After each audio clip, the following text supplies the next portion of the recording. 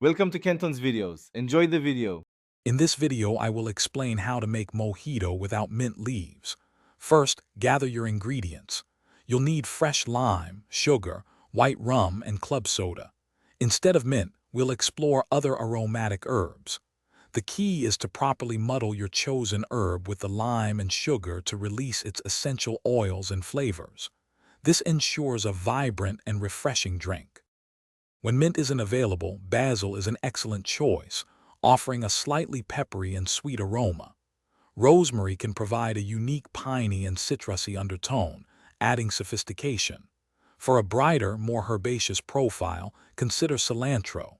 Each of these herbs brings its own distinct character, transforming your mojito into a new, exciting experience. Choose the one that best suits your palate. To begin, place 2 lime wedges and 1 teaspoon of granulated sugar into a sturdy glass. Gently muddle them together, pressing to release the lime juice and dissolve the sugar. Next, add 2 ounces of white rum and a small sprig or a few leaves of your chosen herb like basil or rosemary.